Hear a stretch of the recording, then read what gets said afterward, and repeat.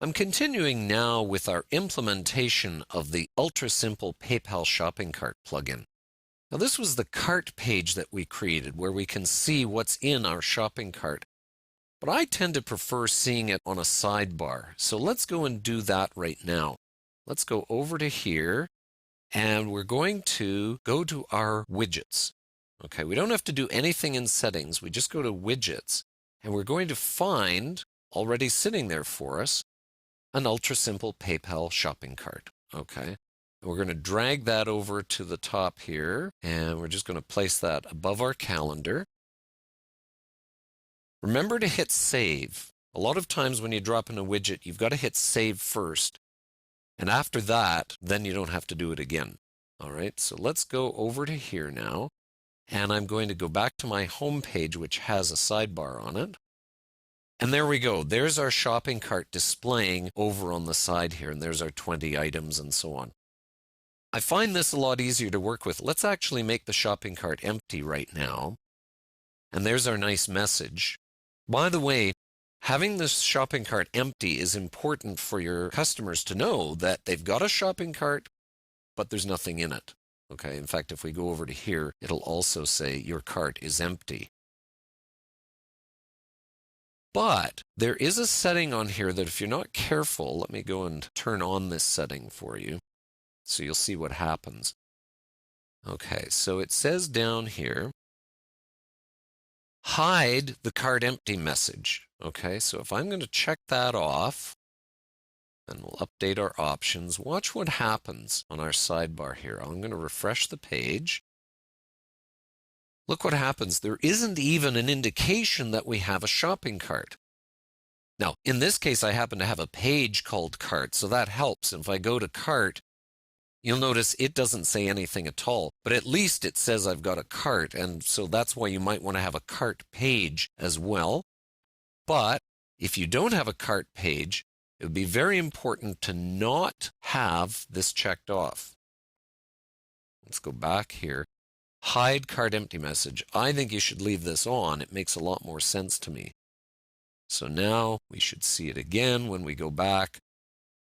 It's just that helpful indicator. I've got a shopping cart, and yes, it's empty. Now, what if I want different wording here other than shopping cart? That's a default wording. I can go back to my settings here, and there's an item down here called title. Where did it go here? Shopping cart title. I know it's here. There it is. Okay. This is your cart. Let's use that. Had some wording in there from before. Let's update our options. And now we can control this title. This is your cart. Okay. And we can also change the wording of your cart is empty. That was another item in our settings as well. We won't worry about that one right now. All right. Let's say we've got some different options. This was from an other plugin that we had where we had a color and a size. We can do that in this plugin as well. Let's go back to our usage here, and you can see here we have variations possible.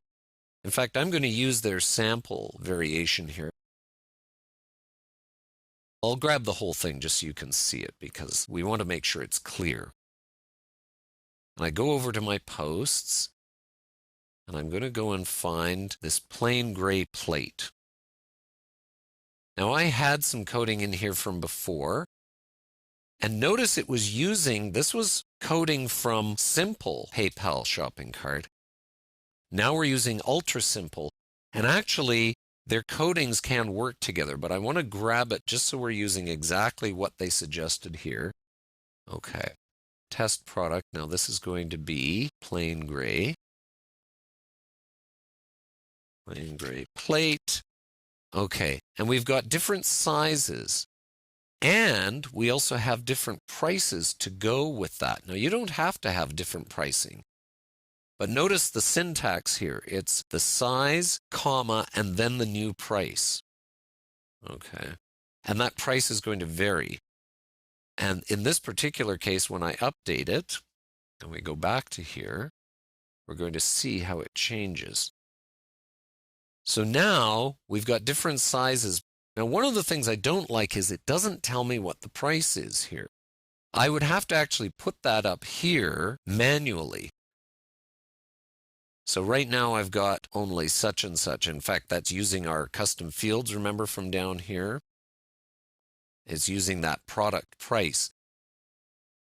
Let's go ahead and we'll do it right in here. We can do this and say small, $1.10, medium, whatever it was, I forget now, $2.10. Let's put in our symbols. See, now we have to put in the symbols manually here. Let's update. So at least we're telling our customers what the prices are going to be. So now when I make my choice and I go, I'm going to choose medium and I add to cart, now it's going to show in the cart. It's gone back to the page. Actually, let's take that off because I don't want to redirect, do I? Let's go back here and we'll take off the automatic redirect because now I've got it in my sidebar, don't I? So I don't want to worry about coming back. Let's get rid of that again just so I can show you the process. Our cart is empty. I come down here, I choose medium, add to cart. I'm only choosing one quantity of one. And there we go. And the nice thing is it tells you that you chose the medium-sized plate. And there's my pricing that's been added. And now let's say I'm going to add 4 of the small plates. Okay, and I add to cart. They come up as separate items, which is handy, because now I know I've got 1 medium and 4 small. The quantity has not properly gone, has it? The small ones were $1. Oh no, that's right. They were $1.10, weren't they? They were very cheap. Very cheap small plates. That's right, so that's correct. 4 times for $1.10. All right. See, it's keeping track and I'm not of the pricing. So again, same functionality here. If I want to remove part of the items in the cart, if I want to change quantities, I can do that right here. Again, it doesn't give us our message. Sometimes it does, sometimes it doesn't, and I'm not sure why that is. But we have our reload button there. Remember, the PayPal button disappeared until I updated my quantity. So there you've got some examples of implementation. I'll show you some more about shipping and pricing as we work on other videos for this particular plugin, the ultra simple PayPal shopping cart.